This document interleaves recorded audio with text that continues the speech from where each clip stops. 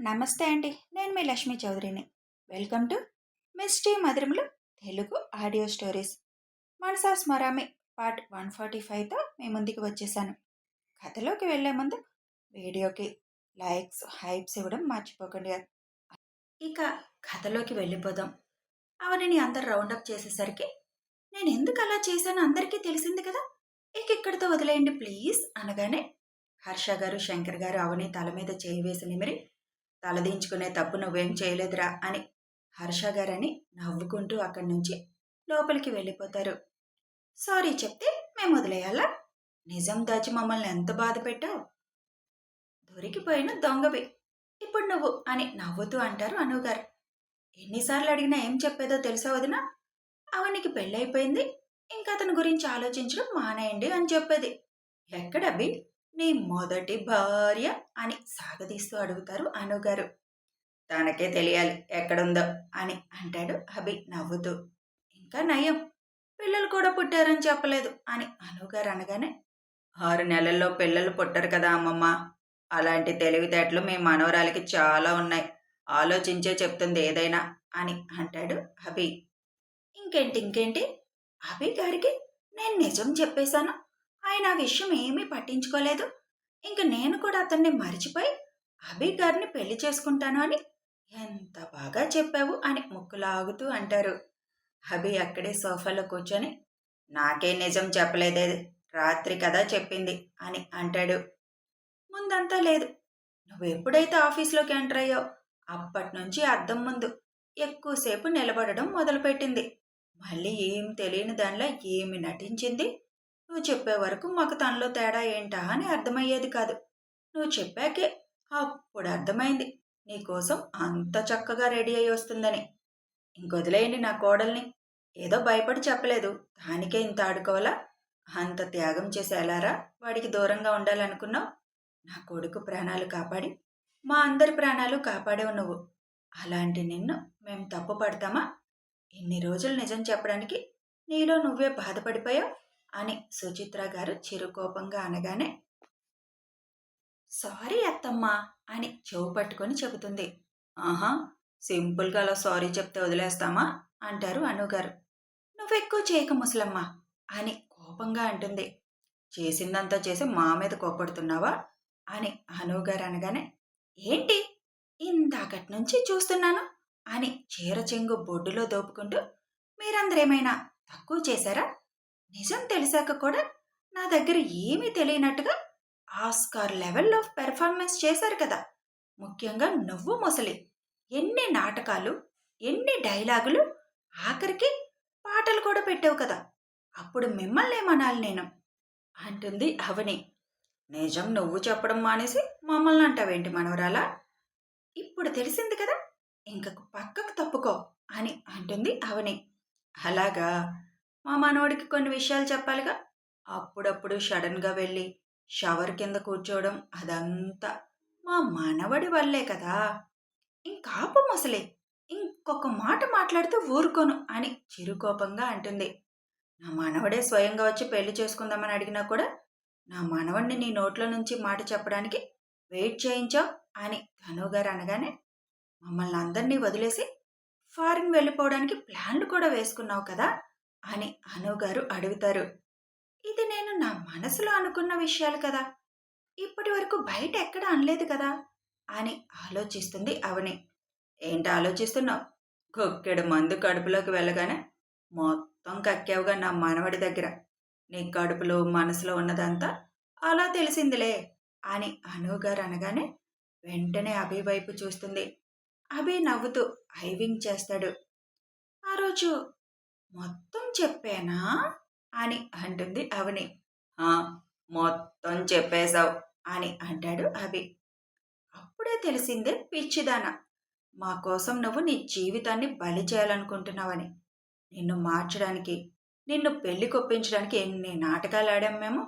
నీ దగ్గర నటించే కంటే ఏ రాజమౌళి దగ్గర నటించినా పేరన్నా వచ్చేది మాకు. ఎంత మొండిగా ఉన్నావు, మా అందరి చేత యాక్టింగ్ చేయించిన ఘనత నీకే దక్కుతుంది అని అంటారు అనుగారు. నా కోసం నువ్వు పెళ్లి చేసుకోకుండా జీవితాంతం ఒంటరిగా ఉండిపోవాలనుకున్నావు కదా అని పార్వతి గారు కన్నీళ్లతో అడుగుతారు అవనిని. పార్వతి గారి కళ్ళు తుడుస్తూ, నువ్వలా ఎమోషనల్ అవ్వకూడదు. తెలుసు కదా! ఎవరి కోసం చేశాను? మన కోసమే కదా! అయినా ఇప్పుడంతా సెట్ అయింది కదా! మీరు కోరుకున్నట్టే పెళ్లి చేసుకున్నాను కదా! అని అంటుంది అవని. నువ్వు చేసుకోలేదమ్మా. నా మనవడు కష్టపడి, మేం కష్టపడి నీ ముందు వేరే లెవెల్‌లో యాక్టింగ్ చేసి చేశాం పెళ్లి అని అనుగారు అనగానే, సరే మీరే చేశారు. ఆ క్రెడిట్ అంతా మీకే. ఇంక నన్నొదిలేయండి అని ఫాస్ట్‌గా పైకి పరిగెత్తి వెళ్ళిపోతుంది. అవని పైకి వెళ్ళగానే రవికి కాల్ చేస్తాడు అభి. బెంగుళూరులో జరిగింది మొత్తం వినయ్‌తో పాటు రవికి కూడా మెసేజ్ పెట్టడంతో ఆల్రెడీ వాళ్ళిద్దరిని తీసుకురావడానికి పోలీసుల్ని పంపిస్తారు. అభి ఫోన్ లిఫ్ట్ చేసిన రవి, వాడెక్కడున్నాడో ఇంకా తెలియలేదురా. వాడి ప్రాపర్టీస్ మొత్తం సెర్చ్ చేశాం. బెంగుళూరు ప్రాపర్టీస్ కూడా సెర్చ్ చేయమని చెప్పాను. కానీ వాడు బెంగుళూరులో ఉండడేమో. ముంబైలోనే ఉన్నాడని నా అనుమానం అని రవి అనగానే, అనుమానం కాదు, అదే నిజం. వాడు ముంబైలోనే దాక్కున్నాడు. అక్కడ ఉండే వేషాలు వేస్తున్నాడు. అర్జెంటుగా నువ్వు ఏసీపీకి ఫోన్ చేయి. అతని ద్వారా ముంబైలో ఎక్కడెక్కడ వాడు దాగి ఉండొచ్చు తెలుసుకోవచ్చు. వాడెంత తొందరగా దొరికితే అంత మంచిది. అవసరమైతే నేను వస్తాను ముంబై అని అంటాడు అభి. నేను ఏసీపీతో మాట్లాడి సెర్చ్ చేయమంటాను. నువ్విప్పుడేం ముంబై అవసరం లేదు. నువ్విప్పుడు అవని దగ్గర ఉండడమే మంచిది. అవనినే కదా వాడు టార్గెట్ చేశాడు. కాబట్టి తన పక్కన నువ్వు ఉండాలి. వాడెక్కడున్నాడో నేను తెలుసుకుంటాను. తర్వాత ఏం చేయాలన్నది నువ్వు ఆలోచించు అని అంటాడు రవి. ఎంత తొందరగా వీలైతే అంత తొందరగా వాడి సంగతి చూడాలిరా. కొద్దిగా ఫోకస్ ఎక్కువ పెట్టండి అని చెప్పి ఫోన్ కట్ చేస్తాడు అభి. జస్ట్ మిస్రా. లేకపోతే ఇప్పుడు పరిస్థితి ఎలా ఉండేదో తలుచుకుంటేనే హార్ట్ బీట్ రైజ్ అయిపోతుంది ఇప్పుడు కూడా. ఇక్కడి నుంచే మమ్మల్ని ఫాలో అయ్యారు. ఇంటి దరిదాపుల్లో అయితే ఎవ్వరూ అనుమానంగా లేరు. మరి మమ్మల్ని ఎలా ఫాలో అయ్యారు అన్నది అర్థం కాలేదు. మన ఇంటి బయటవి కూడా ఒకసారి సీసీ చెక్ చేయాలి అని అభి అనగానే, అవన్నీ నేను చూసి చెప్తానులే. కానీ ఇప్పుడు అవన్నీ వదిలేసి నువ్వు ప్రశాంతంగా ఉండు అని చెబుతాడు వినయ్. ఆ ధనుంజయ్ గడి పని పట్టే వరకు నాకు ప్రశాంతత అనేది ఉండదులే అని అంటాడు అభి. వినయ్తో మాట్లాడుతున్న అభి దగ్గరికి సుచిత్ర వచ్చి, అభి, మరి ఈ నెల రోజులు మీరు ఎక్కడ ఉండాలనుకుంటున్నారు? అవనిని అక్కడికి పంపించేసి నువ్వు ఇక్కడ ఉంటావా? లేకపోతే మీ ఇద్దరు ఎక్కడైనా ఉంటారా? ఈరోజే వెళ్ళిపోవాలి మీరు అని అడుగుతారు. లేదుమా, అవని నాతోనే ఉండాలి. ప్రెజెంట్ సిట్యువేషన్ ఏం బాగోలేదు. ఇక్కడ ఉండకూడదు అనుకుంటే మన గెస్ట్ హౌస్లో ఉంటాం. అత్తయ్యకి ఎలాగో ఆపరేషన్ ఉంటుంది కాబట్టి ఒక 10 రోజులు హాస్పిటల్లో పగలంతా ఉండాల్సి వస్తుంది. నైట్ అవనిని తీసుకొని నేను అక్కడికి వెళ్ళిపోతాను అని చెబుతాడు అభి. కానీ మీ ఇద్దరు ఒక దగ్గర అని ధను గారు అనగానే, ఇప్పుడు ఇవన్నీ ఎవరు పట్టించుకుంటున్నారు? పెళ్ళవగానే అమెరికా పోతున్నారు. అక్కడ వాళ్ళిద్దరూ మరి కలిసే ఉంటున్నారు కదా! వేరు కాపురం పెట్టిన వాళ్ళు కూడా కలిసే ఉంటున్నారు. అవన్నీ వదిలేయండి ఇంకా. వాళ్ళేం చిన్నపిల్లలు కాదు కదా! అన్నీ తెలుసు అని అంటారు అను గారు. సర్లే అయితే బయలుదేరండి అభి. సాయంత్రం అక్కడికి వెళ్ళిపోండి అని చెబుతారు సుచిత్ర గారు. అప్పుడే డాక్టర్ ఫోన్ చేయడంతో అభి ఫోన్ లిఫ్ట్ చేసి, చెప్పండి డాక్టర్ అని అంటాడు. రేపు మార్నింగ్ అడ్మిట్ చేసేసేయండి ఆవిడ్ని. వీళ్ళు ఇబ్బంది పడుతున్నారు. మన కోసమే ఇన్ని రోజులు ఆగారు. కాబట్టి రేపు ఉదయాన్నే అడ్మిట్ చేసేస్తే రేపు ఆఫ్టర్నూన్ కల్లా సర్జరీ చేసేద్దాం అని చెబుతారు డాక్టర్. ఓకే డాక్టర్, రేపు ఉదయాన్నే అడ్మిట్ చేసేస్తా అని చెప్పి ఫోన్ కట్ చేస్తాడు అభి. రేపు ఉదయాన్నే అత్తయ్యని హాస్పిటల్లో అడ్మిట్ చేయాలి. రేపు మధ్యాహ్నం సర్జరీ స్టార్ట్ అయిపోతుంది అని చెబుతాడు అభి అక్కడున్న అందరికీ. అయితే మేం కూడా ఇంటికి బయలుదేరుతాం అని అను గారు అంటుంటే, ఒక 10 రోజులు అత్తయ్య హాస్పిటల్లోనే ఉంటారు. మీరొక్కరు అక్కడ ఉండి ఏం చేస్తారమ్మమ్మ? ఇక్కడే ఉండొచ్చు కదా అంటాడు అభి. ఒక్కదాన్ని ఏముంది అభి? శంకర్ ఉన్నాడు, ఆరు ఉన్నాడు. ఆరుకి స్కూల్ కూడా ఉంది. శంకర్ పొద్దస్తమానం హాస్పిటల్లో ఏమీ ఉండడు కదా! పగలంతా అవని ఉంటే నైట్ శంకర్ ఉంటాడులే అని అంటారు అనుగారు. అసలు హాస్పిటల్లో ఎవరు ఉండాల్సిన అవసరం ఉండదు. అన్నీ వాళ్ళే జాగ్రత్తగా చూసుకుంటారు. మనల్ని ఉండనివ్వరు కూడా. సర్లే చూద్దాంలేండి తర్వాత సంగతి తర్వాత అని అంటాడు అభి. సరే మేం బయలుదేరతాం. మీ ఆవిడ పైనుంచి ఇప్పుడే దిగదేమో. నువ్వే చెప్పుకో అని అక్కడి నుంచి అను గారు, పార్వతి, శంకర్ గారు వాళ్ళు వెళ్ళిపోతారు. మీరు కూడా రెడీ అవ్వండి వెళ్ళిపోదురు గాని. మళ్ళీ రేపు ఉదయాన్నే రావాలి కదా అని అంటారు సుచిత్ర గారు అభితో. అభి పైకి వెళ్ళేసరికి అవని రూమ్లో ఎక్కడా కనిపించదు. బాల్కనీలో ఉయ్యాల్లో కూర్చొని బయటికి చూస్తూ ఆలోచిస్తూ ఉంటుంది. బాల్కనీలోకి వెళ్ళిన అభి దీర్ఘంగా ఆలోచిస్తున్న అవనిని చూసి, ఇక ఈ ఆలోచనలు వదలవా నువ్వు? ఎప్పుడు చూడు ప్రపంచమంతా నువ్వే పాలించాలన్నంత ఆలోచిస్తావు అని చిరుకోపంగా అంటాడు అభి. అందరి ముందు నన్ను జోకర్ని చేసేసి మీరందరూ బానే ఉన్నారుగా, నేనేం ఆలోచిస్తే మీకెందుకు అని అవని కోపంగా అడుగుతుంది. ఇప్పుడు నిన్నెవరేమన్నారు? అందరూ సరదాగా అన్నవాళ్లే కదా. సర్లే ఇప్పుడు నీతో వాదన పెట్టుకునే టైం నాకు లేదు కానీ రెడీ అవు మనం వెళ్ళాలి అని అంటాడు అభి. ఇప్పుడెక్కడికి వెళ్ళాలి? అమ్మని ఇవాళే జాయిన్ చేస్తున్నారా అని లేచి నిలబడుతుంది. లేదు, మనం కొన్ని రోజులు మన గెస్ట్ హౌస్లో ఉంటున్నాం. తొందరగా ప్యాక్ చేయి వెళ్దాం అని అంటాడు అభి. నేను అమ్మ వాళ్ళ ఇంటికి వెళ్తాను, మీతో గెస్ట్ హౌస్కి రాను అని అంటుంది అవని. అవని నడుం చుట్టూ చేయి వేసి దగ్గరికి లాక్కొని, రాను అంటే కుదరదు. నేను చెప్పినట్టు చేయాల్సిందే. నాతో ఆడుకున్నందుకు ఇదే నీకు నేను ఇచ్చే పనిష్మెంట్ అని అంటాడు అభి. అన్నీ తెలిసి కూడా తెలియనట్టు మీరందరూ నాతో ఆడుకోలేదా? అసలు ఆ మందు తాగి ఏమేం వాగానో నాకే గుర్తులేదు. అన్నీ తెలుసుకుని ఎన్ని నాటకాలు ఆడారు అని అంటుంది అవని.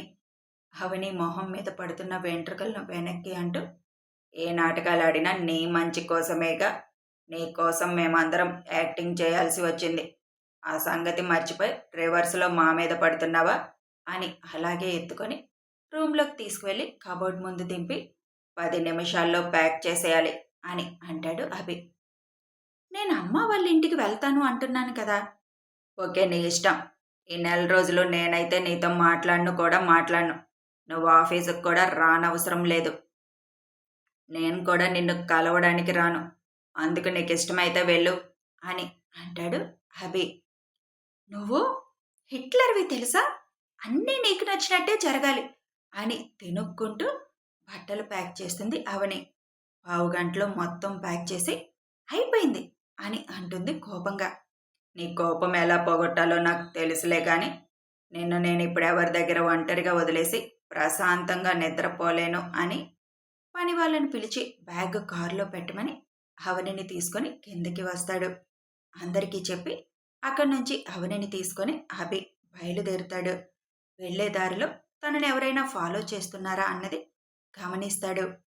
అనుమానంగా ఏమీ అనిపించకపోవడంతో వాళ్ళు దొరికారని ప్రస్తుతం జాగ్రత్త పడినట్టున్నాడు.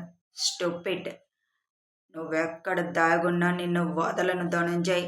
2 సార్లు నా ప్రాణాన్ని చంపాలని ట్రై చేసావు అని అనుకుంటూనే గెస్ట్ హౌస్ లోపలికి కారుని పోనిస్తాడు. మనం అప్పుడు డ్రింక్ చేసి వచ్చినప్పుడు ఇక్కడికే వచ్చామా అని అడుగుతుంది ఆ గెస్ట్ హౌస్ని చూసి. మనం కాదు, నువ్వు డ్రింక్ చేసినప్పుడు అని అంటాడు అభి నవ్వుతూ. అదేలే, అంత నవ్వక్కర్లేదు అని మూతి తిప్పుతుంది. ఇక్కడికే తీసుకొచ్చాను. చొక్కలు చూపించావు ఆ రోజు నాకు, కానీ అవన్నీ నాకు స్వీట్ మెమరీస్లే అని అవని బొగ్గ మీద ముద్దు పెడుతూ అంటాడు అభి. ఏమేం చేశాను అని అడుగుతుంది. ఏం చేయలేదని అడుగు. కొద్దిగా ఉంటే ఆ రోజు మన సెకండ్ నైట్ జరిగేది.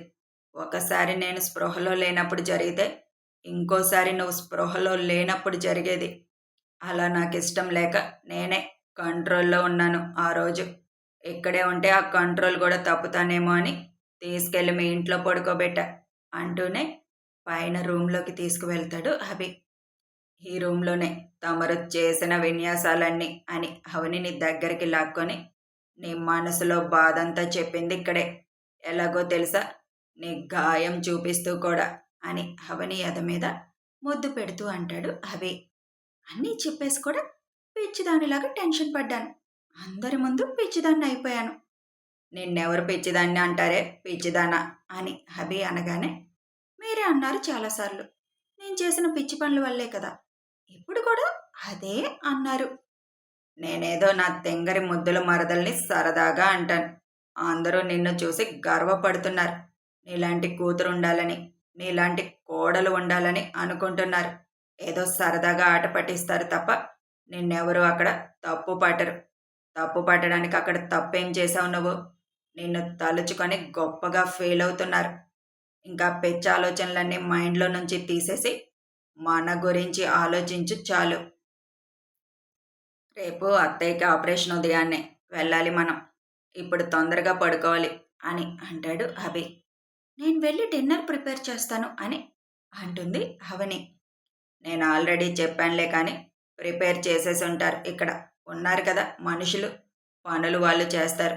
నువ్వు నన్ను మాత్రం చూసుకుంటే చాలు అని అవని పెదాల మీద చిన్న పెక్కిచ్చి, ఇవాళ మన సెకండ్ నైట్ అని అంటాడు అభి. సెకండ్ కాదు థర్డ్. ఎంత మీకు గుర్తు లేకపోయినా జరిగింది మార్చలేంగా అంటూ అభి గుండెల మీద వాలుతుంది. అవనిని అలాగే లిఫ్ట్ చేసి వాష్రూంలోకి తీసుకెళ్ళిపోయి షవర్ ఆన్ చేస్తాడు. ఇదేంటి బావా అని అంటుండగానే ఇక మాట్లాడడానికి ఛాన్స్ లేకుండా చేసేస్తాడు అభి. గంట తర్వాత డైనింగ్ టేబుల్ దగ్గర మొహం ముడుచుకొని కూర్చున్న అవనిని చూసి నవ్వుకుంటూ ప్లేట్స్లో డిన్నర్ వడ్డిస్తాడు. సైలెంట్గా డిన్నర్ చేసేసి రూమ్లోకి వెళ్ళిపోయి కామ్గా పడుకుండిపోతుంది అవని. అవని పక్కన చేరి, ఏంటి మేడం అప్పుడే పడుకున్నారు? ఇవాళ మన థర్డ్ నైట్ అన్న సంగతి మర్చిపోయారా అని అభి అల్లరిగా అంటుంటే, ఇప్పటిదాకా చేసిందేంటో మరి అని కోపంగా అంటున్న అవనిని చూసి, అది బాత్రూమ్ రొమాన్స్ మేడం, అది లెక్కలోకి రాదు అంటాడు అభి. ఇప్పుడు నా కోపిక లేదు బాబా, ప్లీజ్ అని అంటుంది అవని. అవని నుదురు మీద ముద్దు పెట్టి, సర్లే పడుకో అని తన గుండెల మీదకి అవనిని చేర్చుకొని తన చుట్టూ చేతులు బిగిస్తాడు అభి. కోపం వచ్చిందా అని కళ్ళెత్తి అభి కళ్ళల్లోకి చూస్తూ అడుగుతుంది. ఎందుకు కోపం? వద్దన్నానుగా. నాకేం మరీ అంత పిచ్చి లేదులే, సైలెంట్గా పడుకో, లేదంటే మాత్రం మొదలు పెట్టాల్సి వస్తుంది అని అంటాడు అభి. థ్యాంక్ యూ బావా అంటూ అభి గుండె మీద ముద్దు పెట్టి కళ్ళు మూసుకుంటుంది అవని.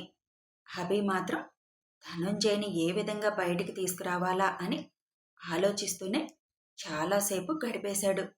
కథ కొనసాగుతుంది. మరి అవని ప్రమాదం ఇంకా పొంచి ఉందా తెలియాలి అంటే ఫాలో అయిపోండి. వీడియో నచ్చితే ఒక లైక్ చేయండి, షేర్ చేయండి, కామెంట్స్ రూపంలో మీ అభిప్రాయాలు తెలియజేయండి. మరి కామెంట్స్ అస్సలు ఇవ్వడం లేదు యారు, ఇచ్చేయచ్చు కదా. సబ్స్క్రైబ్ చేసుకొని ఛానల్ సపోర్ట్ చేయండి. Thanks for watching.